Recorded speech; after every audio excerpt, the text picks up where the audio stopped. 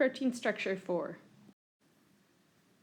We're going to continue to talk about protein structure today, in particular focusing on some of the details of the secondary structures. In particular, these are the alpha helix and the beta sheet. I think we should use a new color.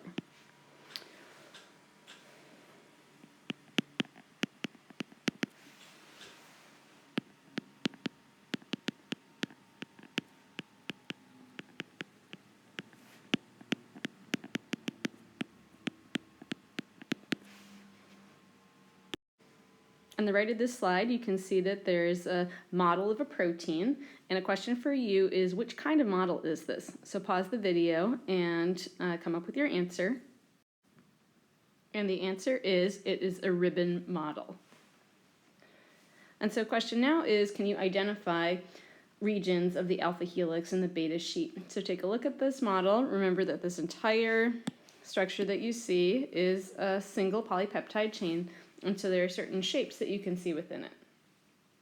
And basically the squiggles here, that's the alpha helix. There's another alpha helix over here.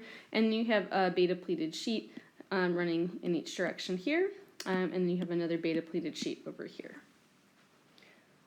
So these are very common structures in proteins, and that's why we're spending a lot of time talking about them and understanding the chemical properties that hold them together.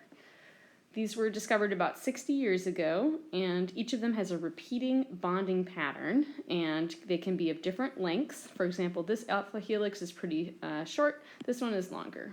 And you can have different numbers of beta pleated sheets, for example. What's shared between these is that each of them is held together by the same type of chemical interaction, and that is the hydrogen bond. So there are many hydrogen bonds which hold together each the alpha helix as well as the beta pleated sheet.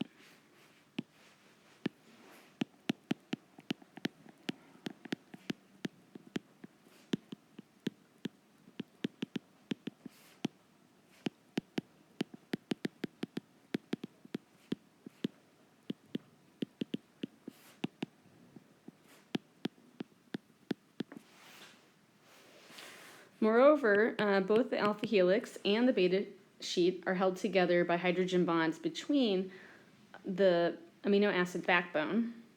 In particular, they are held together by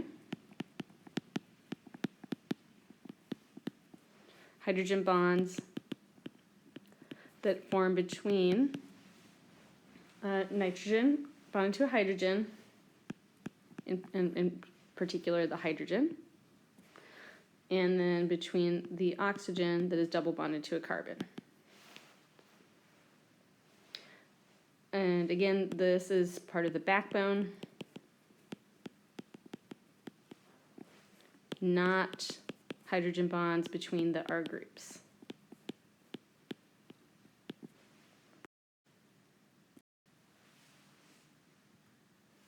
We're going to look more closely at the alpha helix now. Again, this is a regular pattern. And in particular, it's so regular, it is the fourth amino acid. Every fourth amino acid forms these hydrogen bonds that were described before. And again, those would be, if we look over here, at zooming in just on the alpha helix within this portion of the protein, then we can see the dashed lines here.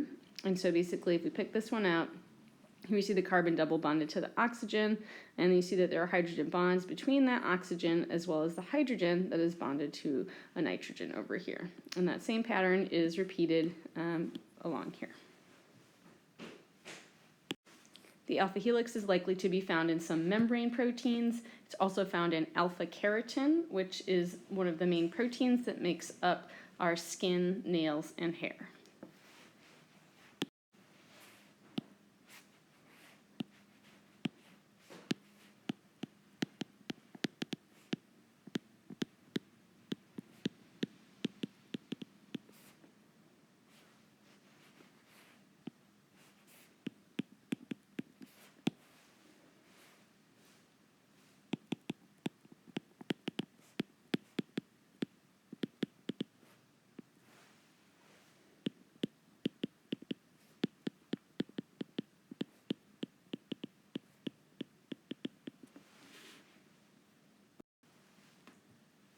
Next thing we're going to talk about is the beta sheet.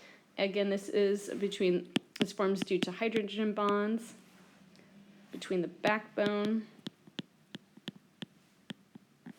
of amino acids that are side by side.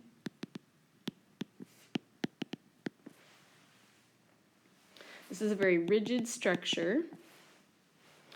Again, a word that is used is pleated. Sometimes I just call them beta pleated sheets. Your book calls them beta sheets. Both of those can be used interchangeably. And this is like pleats that you might think about like on a pant. And so basically it's kind of like a ridge which forms and has very stiff structure. And so I'm just going to draw what this looks like. You can see the beta pleated sheet over here. Again, this gray straight line is the backbone of the polypeptide chain. And then basically we're going to zoom in on that. And so we'll have these. This will be several zigzags. And then there'll be some other kind of amino acids that stick out here. And then we've got, again, repeating zigs and zags. And so the amino acids that are going to participate in the hydrogen bonds would be right along here. Beta sheets are, again, very stable. They are strong interactions since there are many of these that are all sequentially occurring. These are likely to be found in silk, specifically the protein that's called fibronin. It's found in high quantities in silk. It has high tensile strength, which means you can pull on it and without breaking it. And obviously its name, fibronin, sounds like fiber. Beta sheets are also found in amyloid fibers. And this is kind of curious initially. This includes some of the protein aggregates, which we talked about in a previous video, that form in the case of prion infections and also in Alzheimer's. So amyloid fibers are part of what produces that aggregate. And then bacteria also can use these amyloid fibers to form biofilms, which are really cool, adhesive groups of different proteins. And this is one way that bacteria can stick to their host surfaces and then cause infection.